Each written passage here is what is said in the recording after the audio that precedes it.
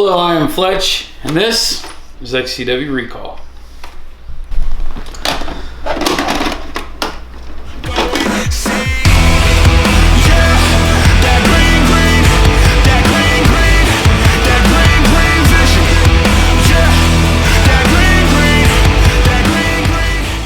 As we head into the proclaimed royalty era, we have Mr. 187 Genocide facing off against none other than the man that made it all, Fletch, at Xtreme King, with none other than what some might call that bitch, Emily Moore, as the special guest referee. Let's see who walks out of this one. And here we are, heading into a big feud with you and Genocide. Emily Moore, special guest referee. You recently being kicked out of royalty. What was the mindset heading into this match right here? Well, we were definitely on a hot streak at the moment. This was early in the 2017 season, going into SummerMania season. And, we had just come back from our big hiatus after Until the End. So this was a monumental and very important part of the comeback story of XCW. And this would eventually lead to the giant decision of pulling myself out of the ownership role and giving it to Emily. And the reason for that is because I felt like my character was held back by the fact that I was considered the owner of the company. And, me being the owner of the company, it's hard for me to be able to tell a story in the ring of me having a conflict with someone when, I could just reverse the decision, right? I'm the boss. So if I transition to Emily being that authority figure rather than myself, where I had, I was more equal to everybody else, it was easier to tell a story. And,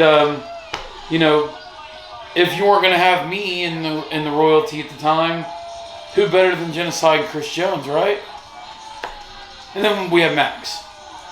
We have the bodyguard for royalty, Max Destruction.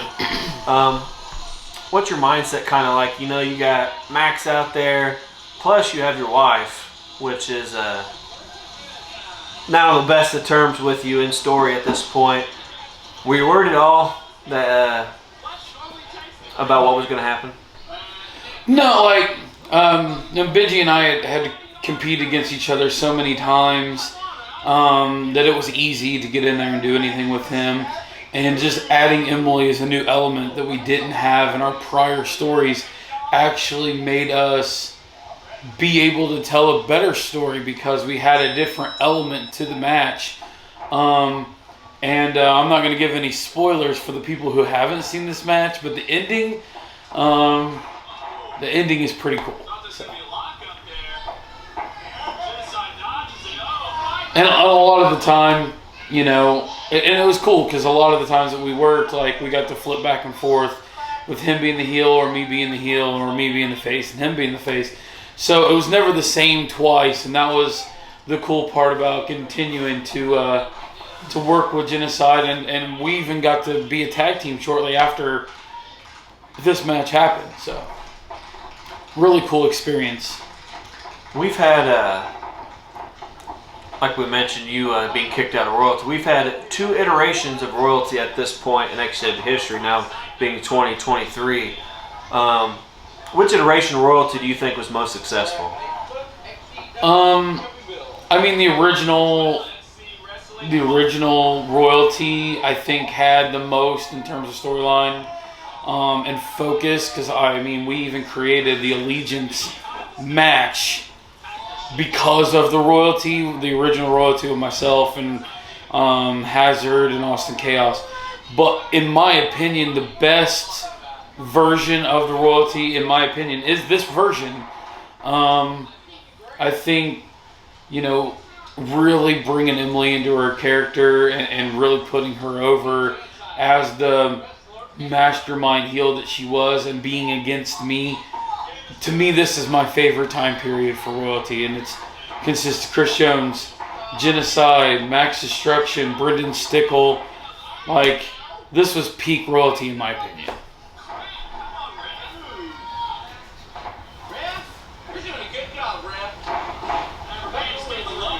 And I'll admit that I was a little out of my element during this time period.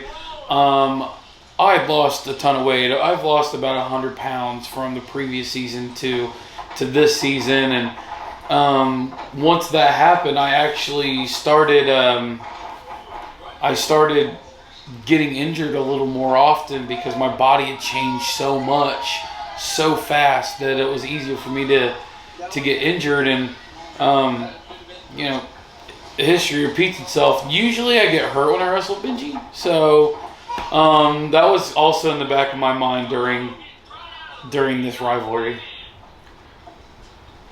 Being that you wrestled that son of a bitch. We see Max Destruction being the bodyguard out ringside come into play. You've wrestled Genocide, our good friend Benji, so much throughout your XCW career, and I'm sure a couple other places. What's it like wrestling somebody of his caliber and like technique skills? Obviously, we know Genocide being the submission specialist. It was actually a day off for me. And I guess that's just because we grew up in wrestling together for so long. But like it was a day off wrestling him. There were some other matches during this time period where it was like myself, James Cerebral, and Vapor, and we're going against like Genocide and Chris Jones and Brendan Stickle, and like some of the funnest matches I'd ever had was from this time period. So so it was really cool. But yeah, wrestling him was just a day off. He is the complete opposite of style of me. I have a quicker pace, kind of a brawling style to go with my quick pace, whereas he has a slow, methodical, mechanical style. And we really had good matches because I could be the quicker of the two and hit the surprise moves, whereas, you know, Benji could be the guy that's more technical and keeps me grounded and really gave me my breathing in a lot of these matches. And you see my wife doing everything she can to make sure that I'm screwed in this match. I think we see that slow count there. And you mentioned being a brawler. For someone your size, not only are you a brawler, you mentioned speed. We've seen you a few moments ago doing an enziguri. How entertaining do you think it is to see someone of your size being able to do a faster pace, like, you know, an enziguri out of nowhere, a flipping neck breaker, a scissor kick, stuff like that? Yeah, well, in the past, you know, free time interviews, no false finishes, you know, all kinds of interviews that's been conducted over the years where a lot of people have talked about me being kind of in the top tier of their favorite wrestlers, and I don't necessarily fancy myself as an extremely good competitor in the ring. But I think for my size, being as agile as I am and being able to perform those moves is what catches people's eye and, you know, what people see as success, because you don't see 200-300 pound guys being able to go out there and throw those scissor kicks or the cannonballs or, you know, the off the rope aerial moves that I pull out. So it's very rare that you see that, and it's exciting to a lot of people. Like I mentioned, we did just see you moments ago do that scissor kick. You mentioned, and that was why we complemented each other so well, because of my quickness and my style was the complete opposite of his style. So it grounded me a little more. And then when I did pull off a move against him, it was the flashier part of the match. So we just complemented each other pretty well. You mentioned Genocide's slow, methodical thinking. Obviously working on your ankle there. We know you've had a history, mainly on your left side, the left ankle being the bad ankle. But Genocide always being a genius, taking out people's limbs where they need to be taken out to ground his opponents. And he just keeps working on the leg. Looks like he set me up for a figure four. Maybe not. Just tweaking the knee. And then again, this is the type of wrestling mentality that I don't have. So we were complimenting each other pretty well. And I'm glad I moved because I actually hated it when he did that to me because I was afraid he was just going to knee me in the face. I also hate that move. I think we call it the flying fish. Yeah, the Fletch.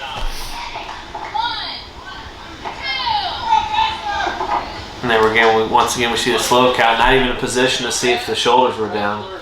Obviously, Emily Moore does not want you to win this match. Yeah, and then like I said earlier, I mean, it's cool for the fact that, you know, my character was always like the owner, was always an authority figure. So for me to have this much play against me was a breath of fresh air for me and my character at the time. It really let me venture out of being an actual wrestler rather than being the guy that's running the company. So that was really cool. And like I said, she added an element that we'd never had before, so it was cool. And I want to say this was also, actually I'm 100% sure, this is the first rivalry that Benji and I had in the ring. We were always on the ground or on mattresses prior to this. So, and there's the ref bump. Emily's down. And the crowd goes, wow. There's the 187. I always love taking that. 1, 2, 3. You better wake up your girl there, Genocide. This is not the first time your wife has been involved in XCW storylines per se.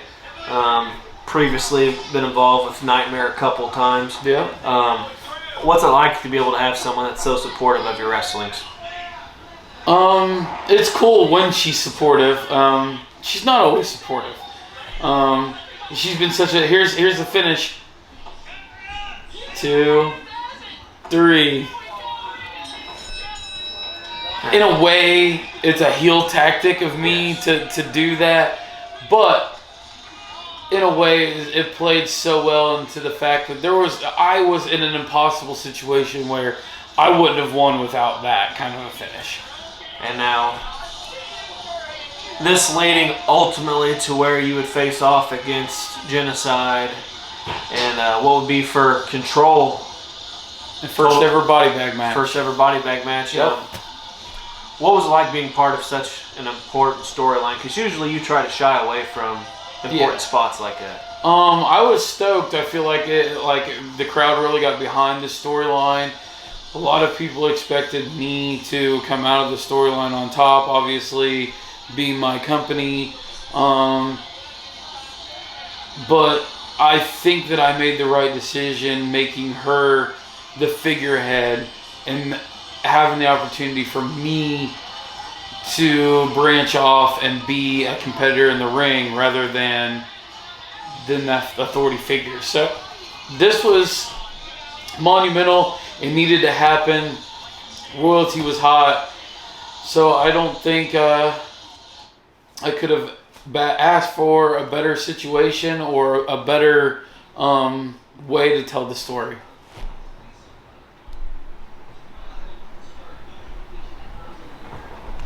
And what an interesting conclusion to that one. Fletch, using the brains that he has, walking out victorious with a little assist of making Emily Moore count to 3.